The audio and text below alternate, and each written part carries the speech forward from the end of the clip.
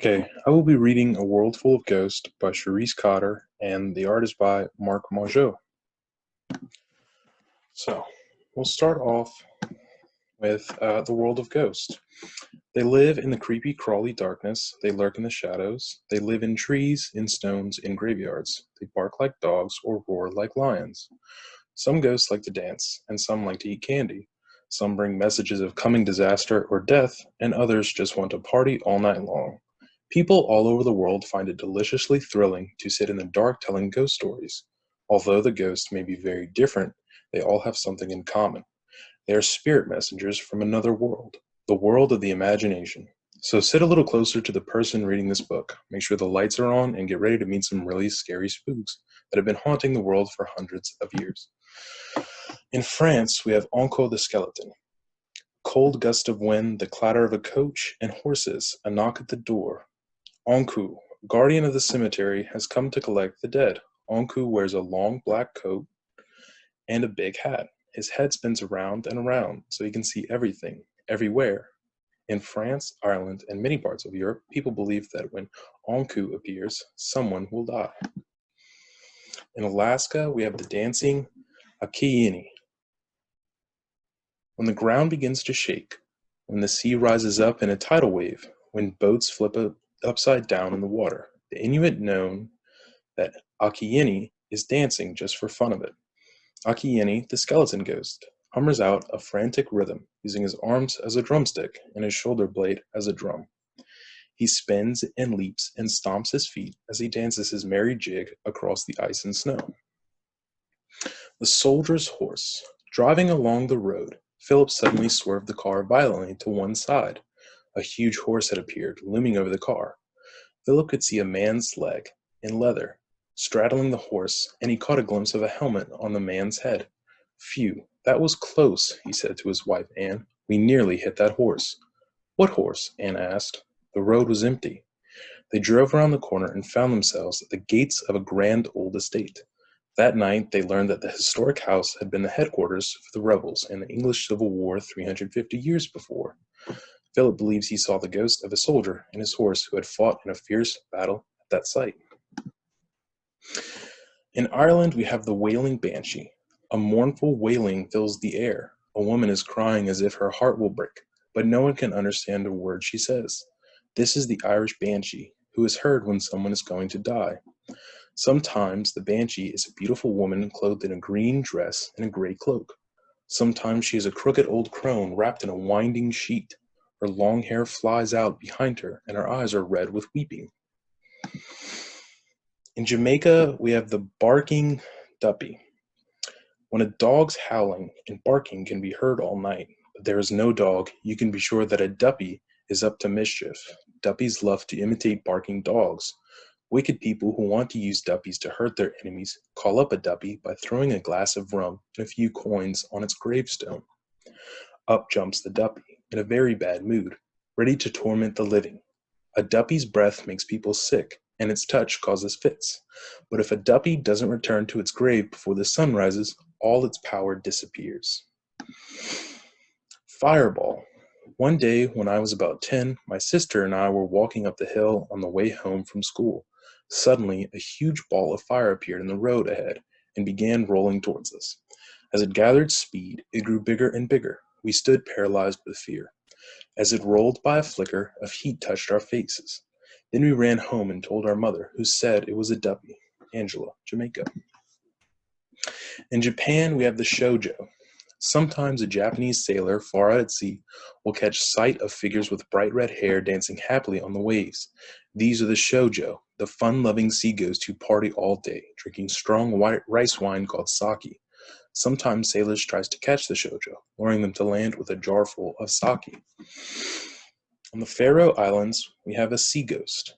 Strange creatures haunt the wild, empty ocean, especially after dark. Fishers from the Faroe Islands sometimes hear blood-curdling screams and howls. Then they spy the sea ghost, perched on a small rocky island. The brown creature has only one leg, or is it a tail? If the fishers are brave enough to let the ghost aboard, it will roll with the strength of 2 men and guide them to the best fishing spots. But as soon as the sun comes up, the ghost vanishes into nothing, just as if it were never there. The praying monk. Charles looked around the deserted cathedral. No one in sight. He reached into his coat and pulled out his camera. The janitor had told him no pictures were allowed, but then he'd gone outside, and Charles desperately wanted to take a picture. A ray of light shone through a lofty stained glass window, making pretty patterns on the choir stalls. Charles raised the camera to his eye, centered the viewfinder on the empty stalls, and snapped the picture. Satisfied, he put the camera away and then walked up to the altar, enjoying the peace of the quiet, empty church. Later that month, when Charles had his pictures developed, this was in the days before digital cameras, he looked eagerly for the picture of the cathedral. There it was, with a ray of sunlight falling on, a man in a hooded monk's robe, kneeling in the choir stalls. But there was no one there, said Charles slowly. He looked closer.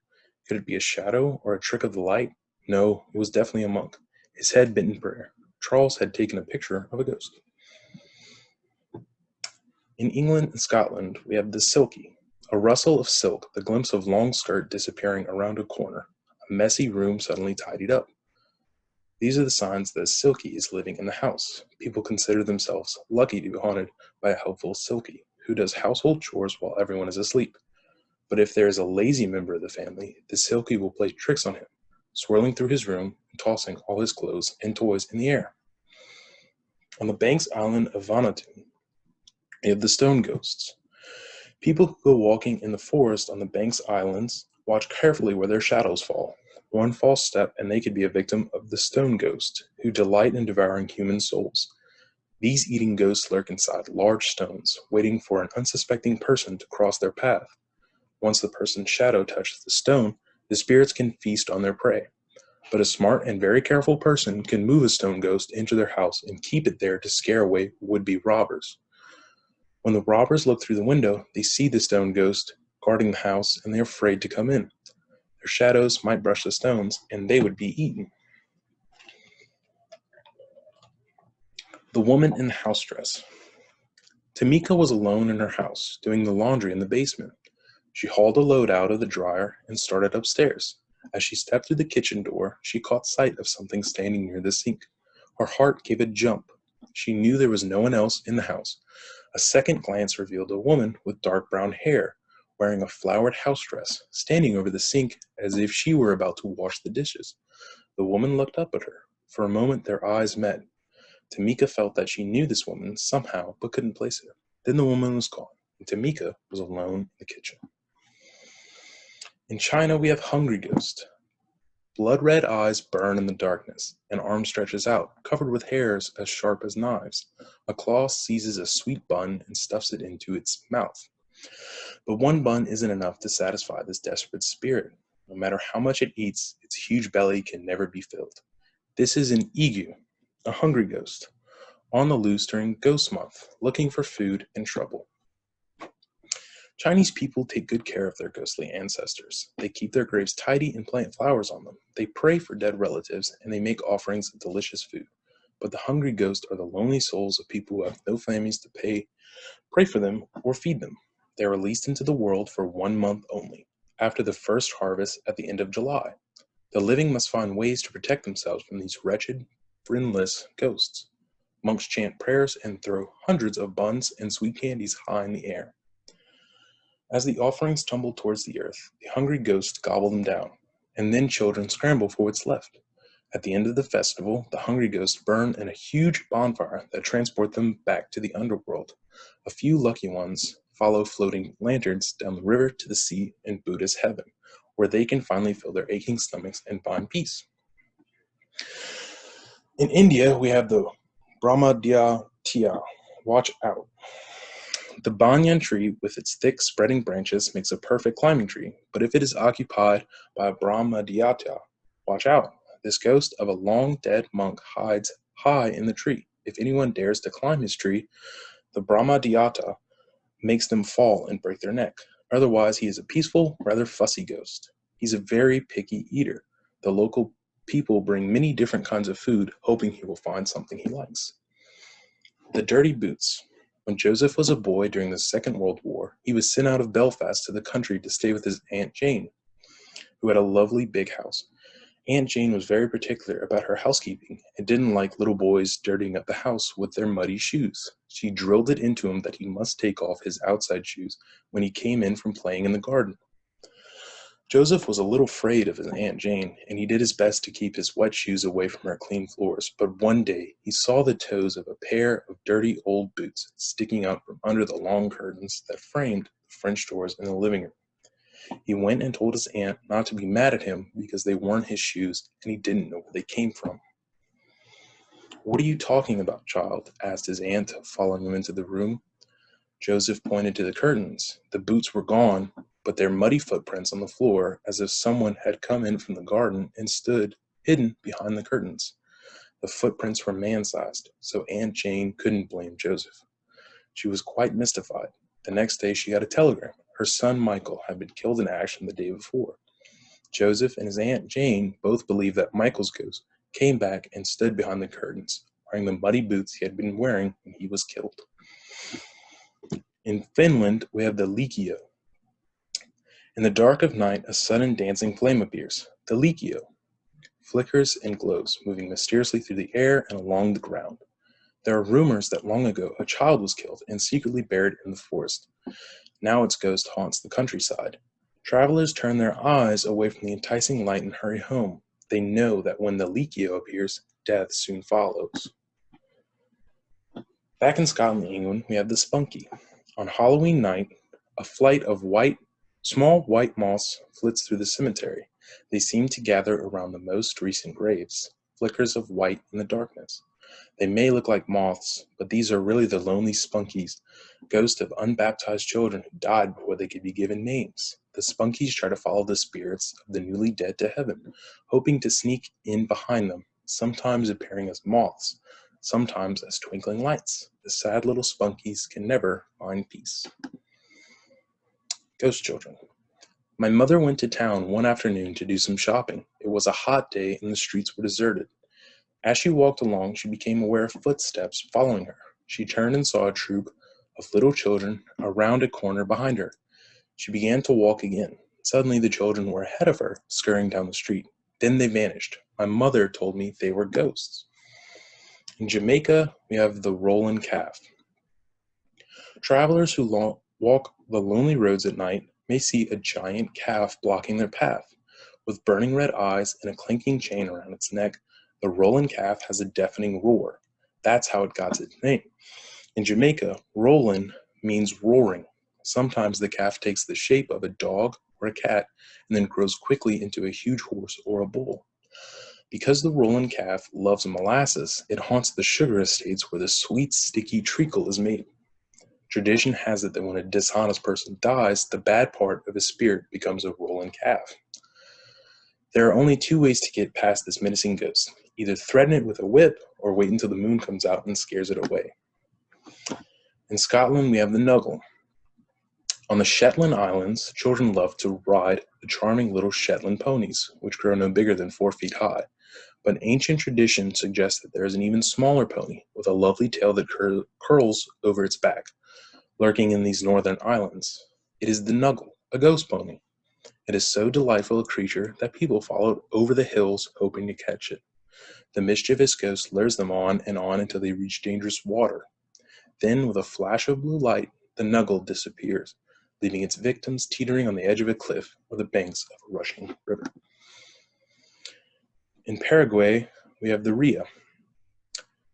The Lingua hunters hurry home, casting fearful glances over their shoulders. They are being followed by the distraught ghost of the bird they have just killed. Like an ostrich, the Rhea can't fly, but it can move very quickly across the rough plains. If the Rhea's ghost catches up with the hunters, it will take its bloody revenge. To fool the ghost, the hunters leave little piles of the dead bird's feathers along the path. Sure enough, the Rhea's ghost stops to investigate each pile, looking for the rest of its body. This delays it long enough for the hunters to make it safely back to their village with their dinner. Ghost cat. We had 2 cats, Loki, a white cat, and Bear, a beautiful Siamese. The cats kept their distance and never seemed to get on very well, but when Bear died, Loki became very sad. For days, the white cat wouldn't eat and wandered around the house crying. Bear had his own special cat basket in the family room near the fire. We washed the blankets to remove Bear's scent and left the basket in its place, hoping Loki might start to use it. One day, Loki finally approached the basket and stepped gingerly into it. He was just about to settle down when all of a sudden he jumped straight in the air, his fur standing up all over his body, his tail a toilet brush. When he came down to earth, he ran out of the room. After this, he seemed much happier. He started to eat again and stopped crying, and he went back to the basket.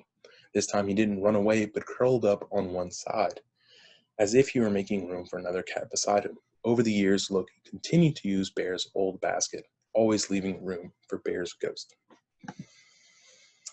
In Gabon, Africa, we have the Awiri. In Gabon, West Africa, the ancestors linger long after they die, watching over their descendants and protecting them from evil. The white Awiri are seldom seen, but their relatives can feel their guardian presence. When they walk in the wild places, on a high mountain, besides a lake or a river, or past a huge rock or a tall tree, they walk silently because they know the Awiri are close by. They leave little offerings for the elusive ghosts, pretty stones, a few delicate shells, or some colorful leaves arranged in a pattern. In Hawaii, we have the Aumakua. In Hawaii, the ghost gods are everywhere, in the trees, the roaring wind, the mighty volcanoes, and the pouring waves of the sea. The Aumakua watch over their descendants and help them whenever they can. When the crops are dry, the Aumakua inhabit the clouds and bring rain. If a tame shark appears that likes to have its head rubbed, you can be sure that's an Aumakua come to visit a relative. A visit from Granddad. When Carrie was a little boy, he looked up the staircase one day and saw his grandfather, dressed in black, walking across the hall from one of the bedrooms to the bathroom. Carrie went into the kitchen and said to his mother, "What's Granddad doing here?" "Granddad's not here," said his mother, busy with the cooking. "He's at his house in Belfast." Belfast was 20 miles away. Later that evening, a relative called with some sad news. Carrie's grandfather had died that afternoon. Just about the same time, the boy saw him crossing the hall. In Mexico, we have the Day of the Dead. The cemetery is lit up with candles and torches. Picnic baskets overflow with delicious food. Arches of bright marigolds tower over the gravestones. Grinning toy skulls and skeletons are propped up against photographs of dead people. Children play tag and grown-ups laugh and sing. It's party time in the cemetery. Mexico's favorite holiday, Dia de los Muertos, the Day of the Dead. On this one day of the year, death is something to laugh at, and no one is afraid. People come to the cemetery to celebrate life and death with their favorite ghosts. The children eat sugar skulls and bread of the dead. The sounds of their merrymaking rise up and float in the air. The pain of death is forgotten, and everyone is happy. The Lady in White. Sasha and Mina were having a sleepover. They were on the fold-out couch in the basement, and they stayed up late, talking. Finally, they fell asleep. They feel asleep. Deep in the darkest time of the night, Sasha woke up. A white figure stood above the bed, looking down on her. At first she thought it was Mina's mother, but as she looked closer, she saw that it couldn't be, because Mrs. Solomon had short, dark hair, and this was a woman with long, blonde curls. She wore a long white dress trimmed with lace. "You're a ghost, aren't you?" whispered Sasha. The figure stared at her. Sasha closed her eyes tightly and then opened them again. The white lady was still there. "Thank you for coming," said Sasha. "I've always wanted to see a ghost." Then she smiled at the lady and went back to sleep. In North America, we have the Navajo Chindi, a whistling in the dark, a shadow that moves stealthily just beyond the light, the rustling of wind moving through dead leaves, but there is no wind and there are no leaves. These are all signs of the presence of a Chindi, the ghost that rises up from the last dying breath of a Navajo. The Navajo believe that within every person there is both good and evil. When a person dies, the good and evil are separated. The good spirit passes into the Navajo underworld, but the bad spirit is released into the world. If a Navajo dies inside her house, her relatives remove the corpse, seal up the door and windows, and go away. The evil Chindi will haunt the house forever. In Saudi Arabia, we have the Afrit. A swirl of smoke arises from a body on the ground. A man has been murdered, and a ghost is created from his spilled blood. The Arabian Afrit is an angry spirit that seeks revenge. If someone thinks fast and drives a nail into the pool of blood, the Afrit will not reform. But if no one nails down the ghost, a dangerous Afrit will rise into the air and pursue the murderer to punish him. The shoe factory. Werner was visiting his friend Peter, who had just bought an old building and was planning to fix it up so he could live in it. Werner spent some time looking around. "Well, what do you think of it?" Peter asked him. "Very nice, but a bit crowded, don't you think?" answered Werner. "Crowded? There's no one here. I saw a man and a woman working on the third floor along with a few other people." This is what Werner saw. A stooped, gray-haired man in a brown leather apron bent over a woman who was sitting at a table working on a shoe. The man was checking her work. In the background, the other people were all working on shoes. The woman wore long skirts. Werner believes he had a glimpse into the building's past when it was a shoe factory. He had seen the ghosts of workers from 100 years before. In West Africa, we have the Ibambo. The forest is still at night. Nothing moves. A man hurries along a lonely path, wishing he were safe at home. Suddenly, from the corner of his eye, he sees a white shape appear from behind a tree.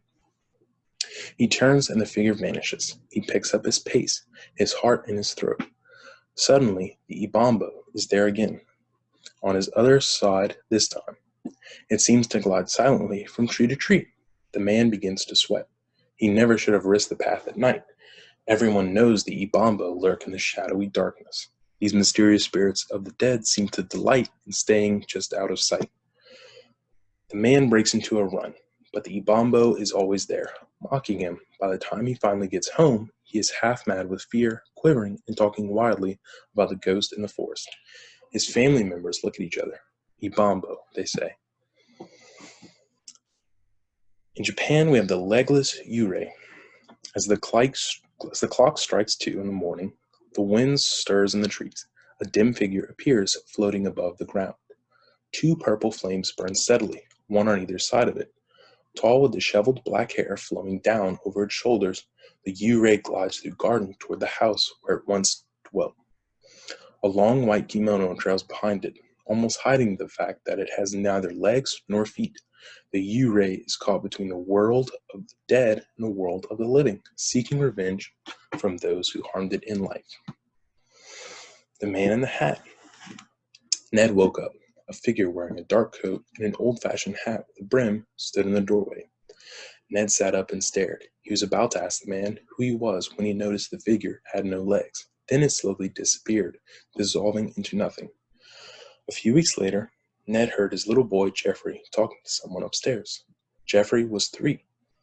Ned asked Jeffrey whom he had been talking to. "The man in the hat," said Jeffrey. 1 month later, Ned's wife, Alice, was making their bed. She turned and saw a man standing behind her, wearing a dark coat and hat.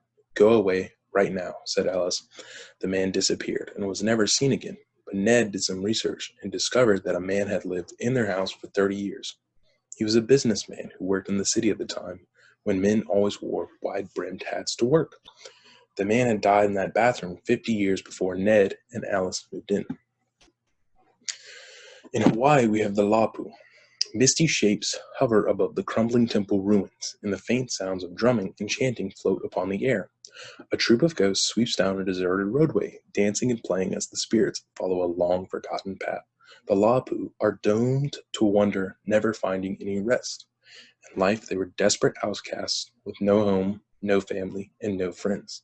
In death, they lurk in dark places, looking for butterflies and spiders to eat. Because no one ever brings them offerings of food, sometimes they leap from cliffs into the western sea, hoping to reach Milu, the underworld that lies deep beneath the ocean waves. In Argentina, we have the wandering gaucho.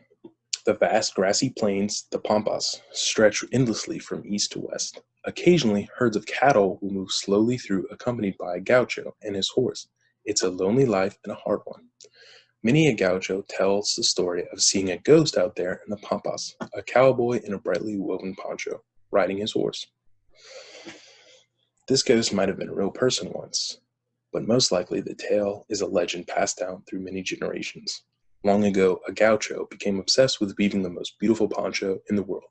He worked on it day and night, neglecting his cattle and his family. Finally, he finished it and rode to fiestas to show off his wonderful creation, but a giant bird swept down and killed him. And for his pride, he was doomed to wander the pampas until the end of time. The Lady in the Cemetery. When we were 6, my friends and I liked to hide in the bushes on the hill beside the cemetery, telling secrets. Beyond the iron fence, the tombstones marched in rows, overgrown with vines and long grass. One day, as we sat there, we saw a woman walking down the line of gravestones. She was small, with neat gray hair done up in a bun. Her face was lined, but her fine silk was pale and creamy. She wore flat shoes and a long navy blue coat. The coat was covered with big moons and bright silvery stars. As she walked along, she mumbled to herself. I couldn't make out what she was saying. We all watched her silently. As she got to the end of the line of stones, she turned and looked at us. I can't find it, she said. She looked so sad. I can't find it, she said again. She looked straight at us with her mournful eyes, and we couldn't stand it anymore. We all jumped and ran home. Later, I thought about it. I think she was a lost ghost looking for her grave. North America, we have Halloween. Hundreds of years ago, a huge bonfire burned on a hilltop in Ireland. People dressed in wild costumes and masks, hoping to fool the evil spirits who lurked just outside the light from the fire. They were celebrating Samhain, an ancient Celtic festival.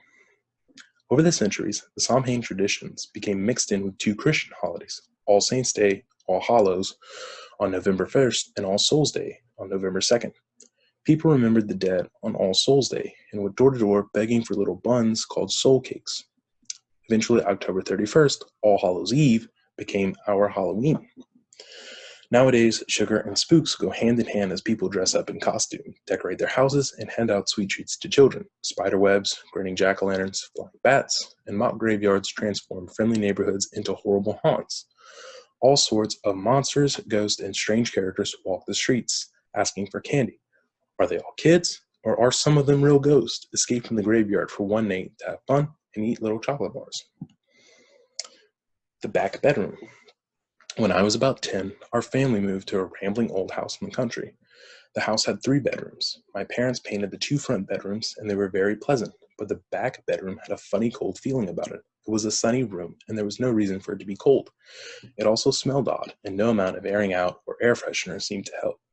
Nobody wanted to be in that room, so it was left until last to fix up. Eventually we did paint it, and all the doorknobs and windows latches were removed, cleaned and polished, and put back securely. My sister was away at college and didn't know how we felt about the back bedroom, but when she came home, she reacted the same way to that room. Then her boyfriend came to visit, and he was put in the guest room. Absolutely nothing said about any of his history. All seemed well until the doorknob came off in his hand. He yelled for help, but nobody could hear him because the wheels were so thick. Eventually he got out. I don't remember how, but he was so scared and upset when he came home right away, and that was the end of him as a boyfriend.